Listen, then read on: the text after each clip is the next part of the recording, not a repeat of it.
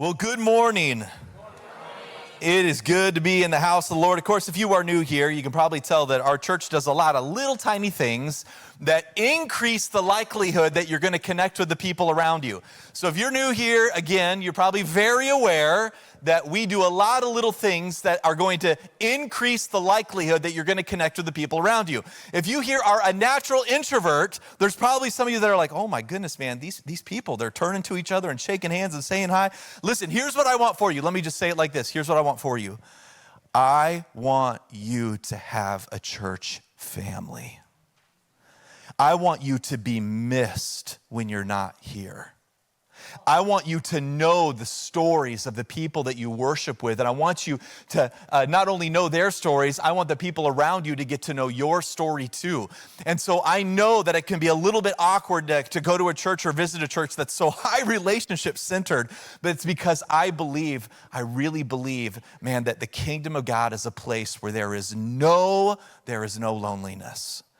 And so we want to go to war against loneliness here, and one way that we do that is by all of these little interaction moments in our church. And of course, it fits so well with it being Father's Day. Happy Father's Day.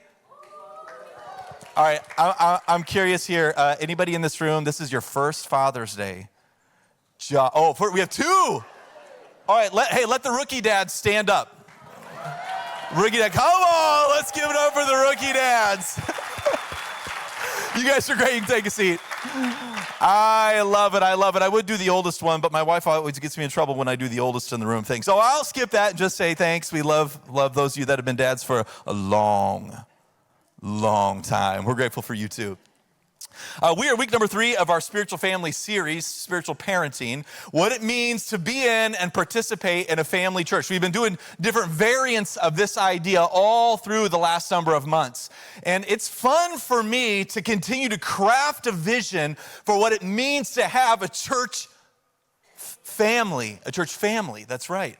A place where you can come and be known and know each other. That's a really big deal to us. And it's so perfect that I'm able to continue this series as we're on Father's Day, as we are worshiping together on Father's Day. My dad is amazing. I absolutely love him. And one of the greatest things that my dad gave me, I'm going to leave this thought out here, and then I'm going to circle back around to it at the end. One of the greatest gifts that my dad gave me, you ready for this? My dad is smart. My dad is a driver. He's definitely like an up at 4:35 a.m., go all day long, go to bed tired. I mean, that hard Protestant work ethic is in his DNA. But the greatest gift that my dad gave me was showing me that dads can love and showing me what a dad should love. The greatest thing that my dad gave me is showing me that dads can love and then showing me what it is that a dad should love. And my gut is that there are probably people in this room, you had a dad that wasn't great at showing you that dads can love, or maybe not very good at showing you what a dad should love. And so to have a dad that was good at showing me that dads can love and then making clear what it is that a dad should love is a really big deal. Okay, I want to put a pin in that thought. I'm going to put a graph up on the screen here. I want you guys to see this. This is a discipleship engagement chart. There's a whole bunch of variants of this, and depending on what you're kind of zooming in on, you're going to get all kinds of different data. I want to put this one up in front of you. So the unique angle that this chart answers is Christian discipleship engagement, the percentage of people. So the people that are represented on this chart are those that are already self-identifying as Christian and participating in a church. I know everybody's reading it already. I probably should. All right, look up here real quick. Look at me. Don't read it yet. This chart represents Christians. Everybody on this chart self-identifies as somebody that is a believer. Everybody on this chart is. It represents people that say, yes, I'm a Christian. But it represents the local church, how people engage with the idea of discipleship in a local church. All right, I'm going to go through these really quick. When I say discipleship, the largest bracket here is not engaged at all in a discipleship relationship, okay? So the vast majority of people that go to church on a Sunday morning at a Protestant church in North America are actually not engaged in a discipleship relationship. These Christians aren't currently in any kind of intentional discipling relationship, either receiving or giving it. They may still attend church and hold genuine faith, but their spiritual growth isn't happening through relational, accountable connections with anyone else. So this would be, we all know people like this. These are the people that self-identify as Christian, and they maybe do pop into church on and off. But really, in all honesty, their Christianity isn't being developed in relationship with another. These are your podcaster Christians, right? These are I've got my favorite, Christian influencer I watch on YouTube, but if I don't like what he says, I just turn him off. Like, you're not processing your faith with another person, you're just consuming it. It's like going to the movies. You go to a really good movie, you watch a really good story, or you hear a really good, in the church setting, really good sermon, really good worship, but you're not processing that spiritual formation with another person, you're just consuming it. That's the largest group. The second group on here, being discipled only, this is someone is investing in this group spiritual growth, whether through mentoring, a small group, or a similar relationship, but they haven't taken the steps of doing the same for someone else. They're receivers of discipleship rather than reproducers of it. Now, each of these graphs, to be clear, this is why the numbers get kind of messy up there, because these overlap with each other. They're not hard lines. So at times in conversation, one of those buckets might be you, but at a different time in your life, you might shift into another. So they're not hard lines. They kind of go back and forth. That's why the numbers are the way that they are. But that second group that is a smaller bucket, they are people where you are receiving discipleship, but you're not helping guide another person in discipleship, right? So you may be going to a Sunday school class. You might be going to a small group. Right? You might show up to a men's prayer meeting in the morning, right? And you're the guy that's kind of listening on the outside or sitting in the room. You're not the one teaching, you're the one receiving. And that's not always bad, but that represents a portion of the church. The next bucket here is fully engaged in both. This group is both being poured into and pouring into others. The healthiest position in Barna's model. They're growing in their faith while actively helping someone else grow in theirs. So think of this individual where you have people that you can, all right, now, again, this is self-identify. So you can say, this person is mentoring me, and I really do listen to what they have to say, and maybe even use the word, I submit to what they say. And you also have somebody that you're going, I clearly am mentoring this individual. I'm helping them grow in faith. You're sitting right in the middle between the two. All right, now I want to go to the 5% discipling only bucket. Now, again, these numbers aren't hard and fast, and depending on what you're looking at and why they're not exact is because it's a muddy line. But the smallest sliver in the church is this. This group is investing in someone else's spiritual growth without anyone currently doing the same for them. It's the rarest position. It often signals either a mature believer serving without a peer mentor, or it represents someone pouring out, right? They're giving more than they're receiving. It's the person pouring out, but they're not really in a position of receiving. This is the individual that loves to influence others, but they really can't identify anybody else that they're submitting to. All right, now, this is where this information, and again, this data is kind of messy, and there's a bunch of different graphs, and the numbers aren't hard, and the lines aren't hard. You can debate all of that. But the smallest sliver is the ones that they want to have the influence. They are influencing, but they can't identify anybody that's influencing them back. Here's the $10 million question that I think is so important. Guess which group is the most spiritually frustrated? Go ahead, what do you think? 5%ers, you're right. They're the most spiritually frustrated. Here we go. The most spiritually frustrated group of people are those who are the discipling someone else only group. The small 5% group of people who consistently invest in other spiritual growth without anyone doing the same for them are structurally positioned for the same one-directional, unsupported dynamic that Barna's research links to burnout and loneliness among church leaders. All right, so I just want to stop for a second. If you're here today and I ask you, is anyone investing in your spiritual life? Like you're going, yes, this person, this is not a superstar, megachurch influencer podcast that you listen to. That's not this. The first group has nailed that. They've got their person they listen to on YouTube. They've got their TikTok pastor. They've got their podcast, whatever, right? Not that. This is somebody that you know. They know your name. They know your story. And they're having conversations with you about your faith. Real relationship. If you're here in this room and you're going, I don't know who it is that is like speaking into my life. I don't know who that is. Like I'm having real conversations about my faith with someone.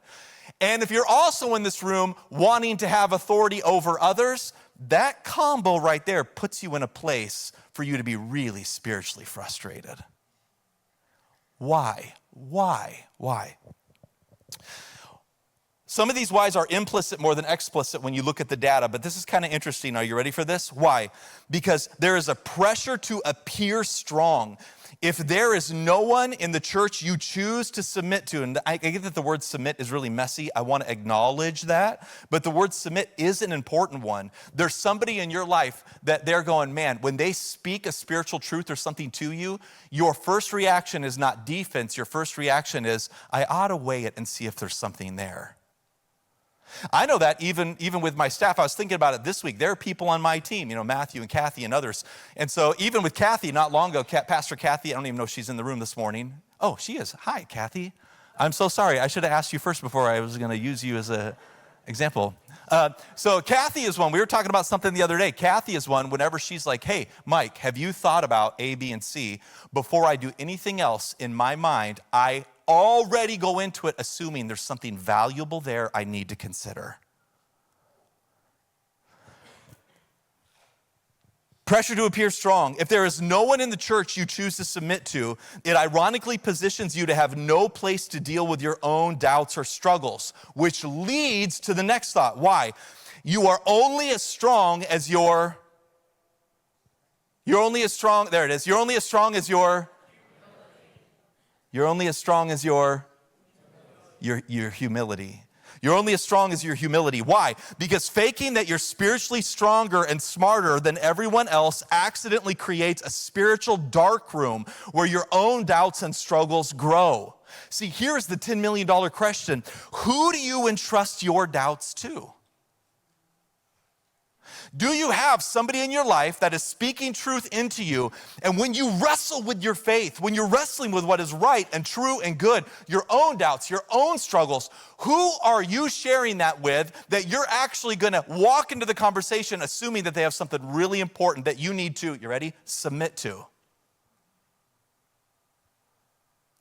Because if you don't have a place to deal with your doubts and struggles, that spiritual dark room, I'm just telling you, the enemy is going to get hold of your heart.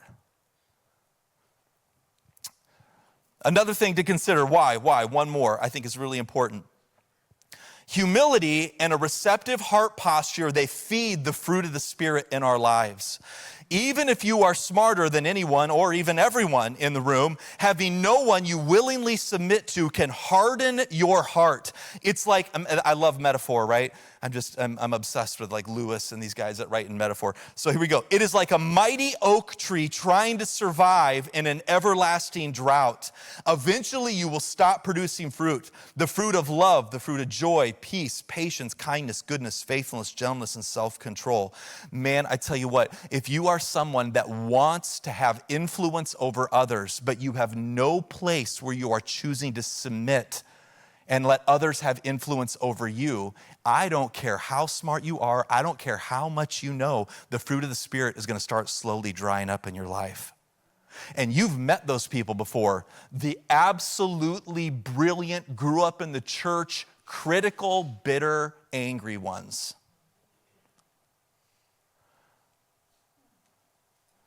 We can't help it, man.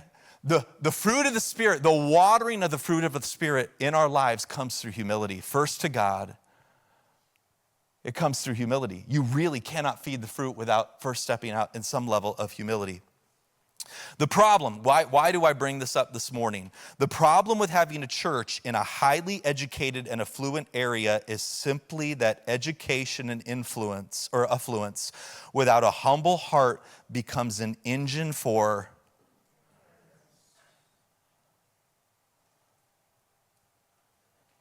it becomes an engine for arrogance. And arrogance makes a heart unable to. I mean, maybe the way to say it is, it's like a tree. It's like raining. When it was dry a number of years ago, and so I went out. I forgot to. I'm not good at plants. Some of you have a natural green thumb. My wife and I, we're just good at killing plants. Not kids. That's important, but plants. And it's so interesting when you go out and you like just water a dry plant. Like we had a little hanging plant basket that I bought, and I didn't water it for a long time, and everything starts to wither. And then I go out there and I'm like, oh, I hope it's not dead. So I water it really good. And you know what happens over the next day or two? It just starts to come back to life again. That thirst, that longing, that humility, man, receiving, wanting to receive the truth of God, wanting to let it shape you, humbly saying, what is in here is superior to what is in here. That posture of reception, it's not that our mind and our logic don't matter. They do matter. They absolutely do matter. But maintaining a heart of humility, a heart that receives, is such a big deal. With this, I want to go back to the text that was read a little earlier, 2 Timothy 1:5 and 2:1-2. It says this: I am reminded of your, what's the word? I love this. Go to the next slide. I am reminded of your, what faith? I love that word, sincere. I really do. And you know it. You know when you're around somebody where their faith is actually sincere. It's almost like an intuitive thing. When you're around someone, it's like, man, they are genuine in their belief and passion for the Lord. I can tell you, even for me, like back to that opening idea, one of the greatest gifts that my dad gave me was knowing that a dad can love and then showing me what a dad should love. And there is no doubt, even for me personally, there is no doubt that my dad's faith for the Lord, it is absolutely sincere. That word sincere is a big deal. I am reminded of your sincere faith, a faith that dwelt first in your grandmother Lois and your mother Eunice, and now I am sure dwells in you as well. I want to pause on that for a second. Think about it. You can pass on to your children not only what you know, but how you know it, right? Like how you go about your faith. I have as many memories in my home of my dad teaching me right ideas as I do having my dad model passion and desire to be with the Lord and a passion and desire to pray. My dad did not only teach me what to know, he modeled how you go about knowing it when it comes to spiritual things. His faith was sincere. And if you notice in the text here, what do the grandmother, Lois, your mother, and Eunice, your grandmother, what do they pass on? They pass on not only what to know, they pass on that sincerity of faith.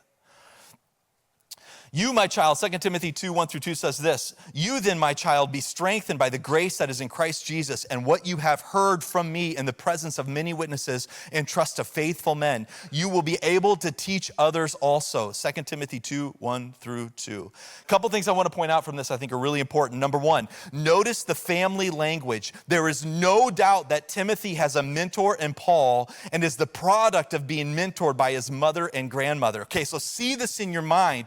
Timothy does not sit at the spot where he is only pouring out to his local church.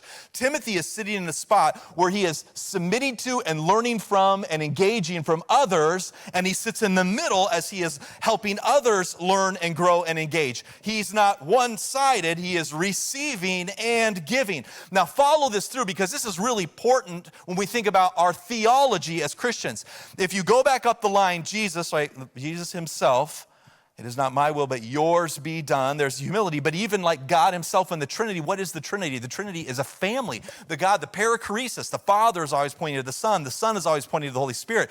The very tip of the Christian spear of what it means to understand God is not just only God alone, it is the perichoresis, the family, the Trinity itself. Our whole system is familial. The whole system is familial. It is love elevating and lifting up another, who elevates and lifts up another, who elevates and lifts up another, who receives grace and makes space for the other, right? Like our whole system is built on that. God the Father is always pointing through the Bible to the Son is pointing to the Holy Spirit is pointing people back to God and the Son, right? The whole thing is familial. If your version of Christianity practice has no family, at a very fundamental theological level, you might not be practicing Christianity. You might just be entertaining Christian ideas. Do you see it? Knowing Christian truths is not the same as participating in the Christian journey. One of my dad's greatest gifts he gave me was not only knowledge about the Bible, it was showing me that a dad can love and showing me what a dad should love. From Christ on, faithful believers teach faithful believers who teach believers to be faithful. Maybe the most important thing, oh man, just sit on this. Maybe the most important thing that you can ask a mentor is who is mentoring them. If you realize that it is more than just getting information, it's more than just learning Bible facts, you need to make sure that what is being mentored to you is the participation in Christianity, not just information about it. Right? Maybe the most important thing you can ask a mentor is who is mentoring them. That's right. Who's mentoring you? Who's mentoring them? That's right. At a larger level, Timothy's church has some strong voices. They come to the church and not only grow, they come to the church not to grow together and learn, but to grasp at influence. This is one of the hardest and most dangerous things that happens in a church. And they push their theological bias. They are undisciplined disciplers, the kind Paul confronts directly when he names Hymenaeus and Philetus.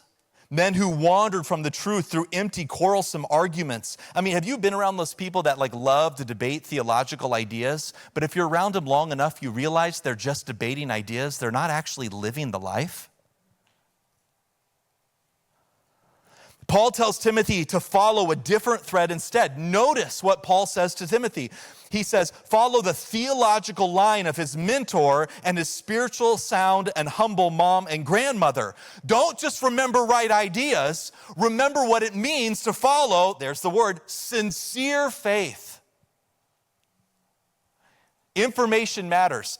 Believe me, I love school. I've been in school a long time. I love school. I love ideas. I love the debate. I love the classroom. But the greatest gift my dad gave me, it was not only information. It was knowing that a dad can love and showing me what a dad should love. His faith was sincere.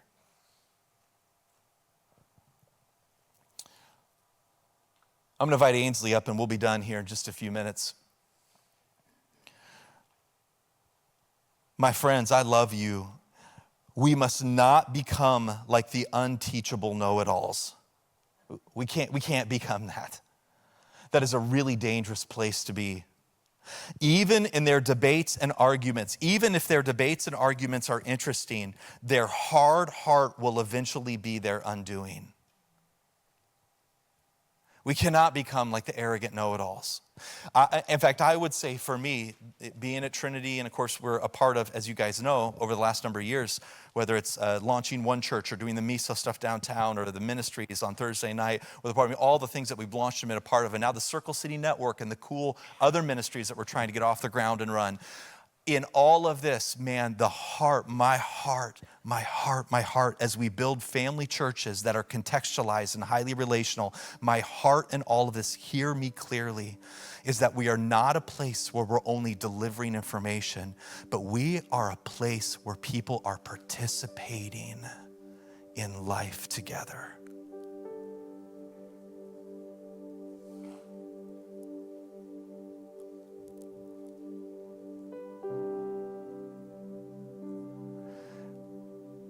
I am not trying to make our church become, the most famous influencer podcaster church. I'm not even after that. That's not my goal. I'm trying to build something ontologically different in form and nature.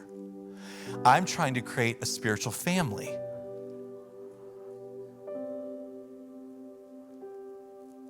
I want people in this room to know your story, and I want you to learn the stories of other people.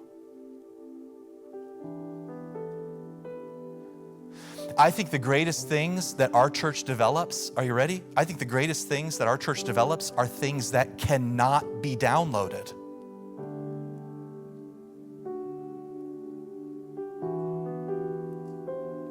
I think the greatest things that we multiply, whether it's across town or with plants or with sub-ministries that we launch or do, right? And all these contextualized families that we've launched over the years and the ones we'll continue to do as we have residents come through. I mean, Kathy, what are we at now? How many residents? What is our count at this point?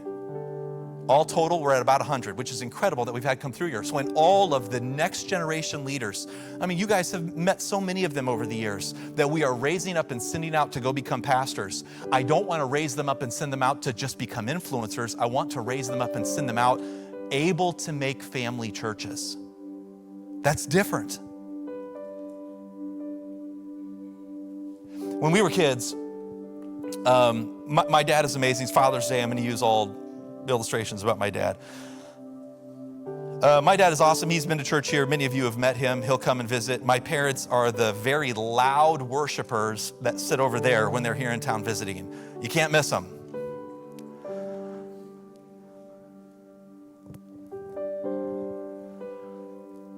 My dad is awesome. He really is. He's retired now. He has been a college professor for years and years. He was a pastor working in a local church for years and years. When he was younger, he wanted to become a lawyer and was starting down the journey of law school, and then had a really radical, God got a hold of his heart and shifted him out of law school from there into the ministry, and went back and studied for the ministry and became a pastor. He's got a lot of education. I will say this about my dad because it's okay. It'd be arrogant if he was to say it, but I'll say it.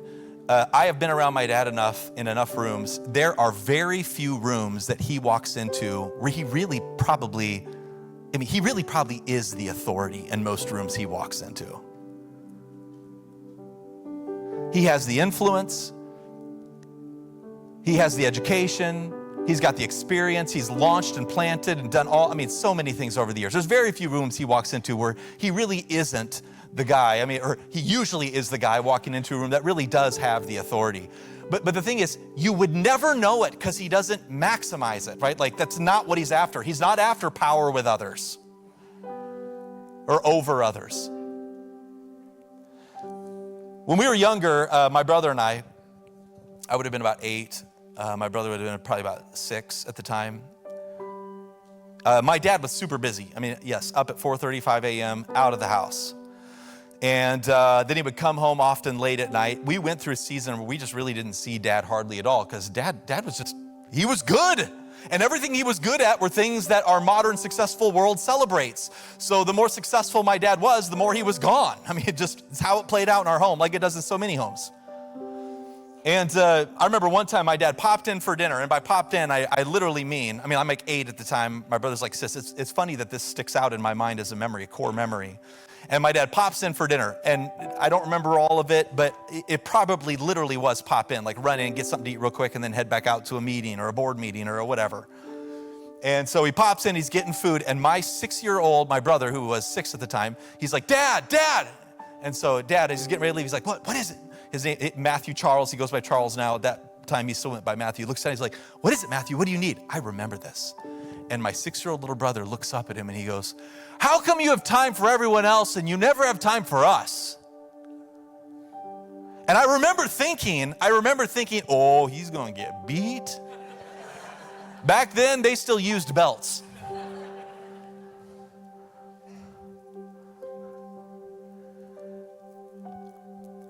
My dad stopped and he got down on his knee and he was like, I think there's something true about what you're saying.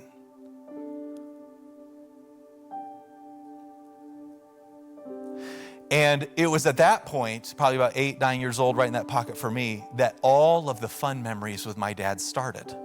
Going camping, fishing, hunting, riding motorcycles.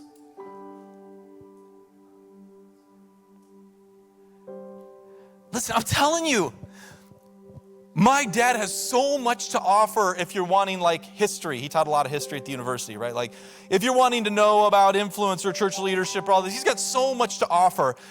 I don't know which cameras.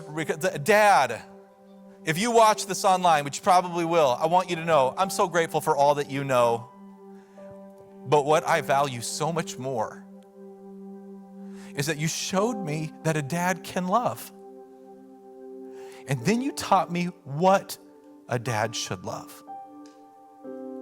That is more valuable to me than stuff I can look up on ChatGPT or download. What you modeled to me was a sincere faith. Because that example of my dad was not only about him loving us as boys, it was about a life of watching my dad over and over again submit to what this says. Not just information, but how he lives.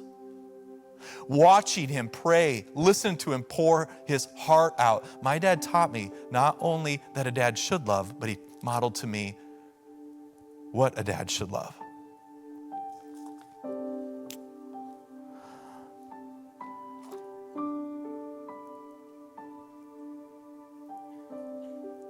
One of the most powerful things my dad taught me, I'm just going to say it explicitly, wasn't how to be the smartest or have the most authority. I definitely am not that. I will never live up to my dad in all of his accolades. I mean, he's just, I'll never be that. But what he did model was how to be humble. What he did model was how to say, I was wrong. What he did model was how to submit to the Lord. He always talks about those that he looks up to. He'll talk about those that he submits to, even when he's not sure he understands it. His loving heart has said more to me than his brilliant mind.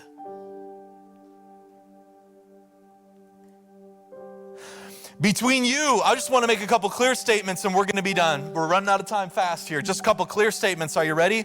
Believe me, I'm not saying that right facts don't matter. They do. We believe in right information. We want to pursue truth. It is a big deal. But it's not only about knowing the right things. It's not only about that. A couple clear statements that I want to make. Are you ready?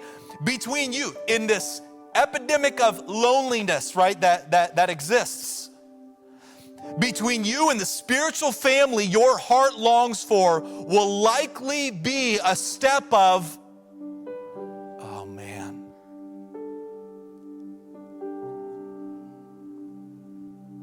You can't really be an insider until you let others inside. You can't really be an insider until you let others inside.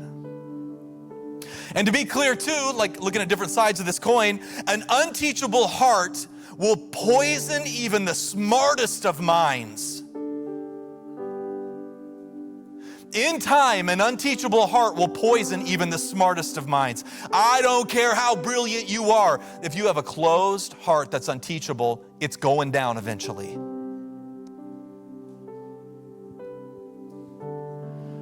To the more spiritually mature in the room, the older folks, but not just older, like been in the church for a long time. To this more spiritually mature in the room, I would just say this: the heart posture you pass on, it matters more than you know.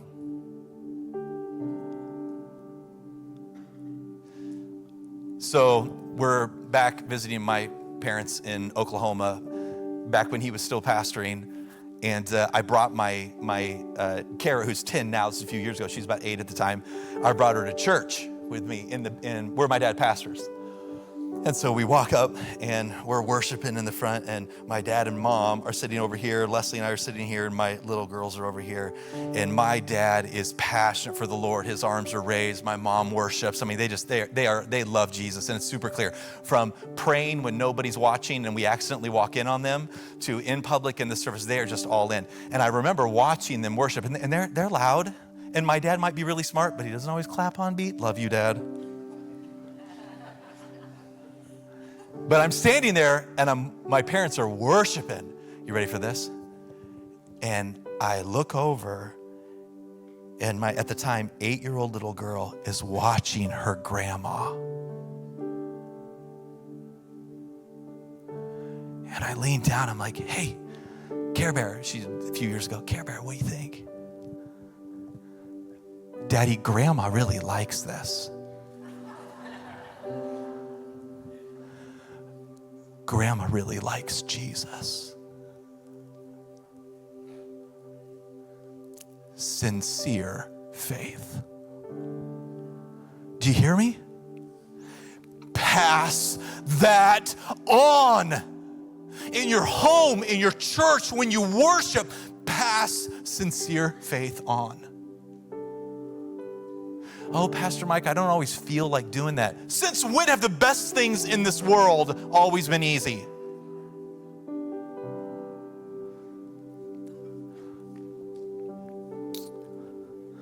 To the younger believers in the room, I would just say this. We live in a world obsessed with information, right? So it's funny to me that people will say, hey, Pastor Mike. I'm like, so, they'll come and visit or whatever. Who's your pastor? And they'll name some like famous guy on YouTube. And I'm like, oh, so your pastor doesn't know your name, doesn't know if you get sick, will never visit you at the hospital. Like, how is that pastoring you? That's just an influencer giving you information, which is great. There's nothing wrong with that. I don't think it's morally bad, but that's not your pastor. To the younger believers in the room, especially those that have been shaped by culture to be obsessed with just receiving information, it's not only truth that you need. Younger people, look at me. It is not only right information. Right information matters. It does matter. I'm not saying it doesn't matter. It does matter. But it's not only right information that you need. You need a living, embodied truth that will ultimately, truly transform you, right? And the best way to be transformed is when you, have a real relationship with someone.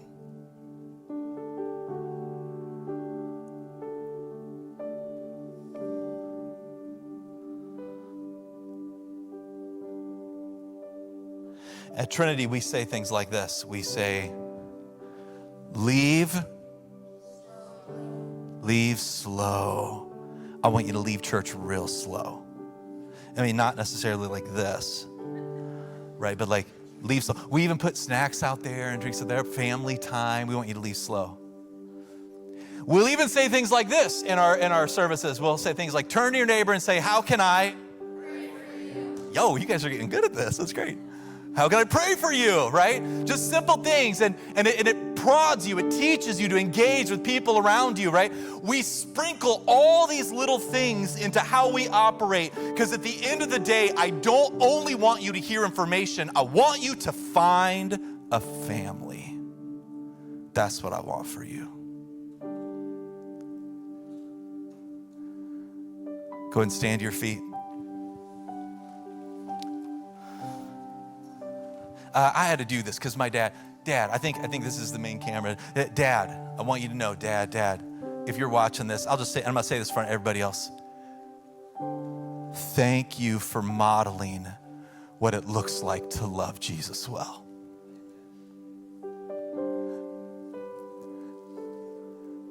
That has been a bigger impact in my life than you know. And that's the thing I want to pass on to my kids too. That a dad can love. And really clearly what a dad should love.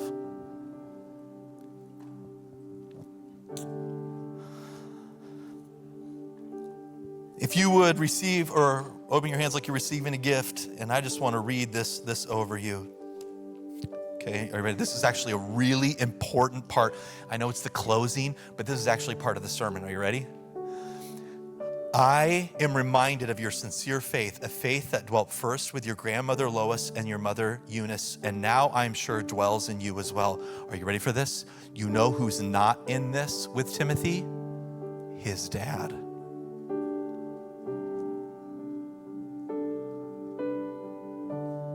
Some of you in this room, I want to acknowledge you would love to receive family. But maybe some of the most important spiritual fathers you have maybe won't be your biological ones.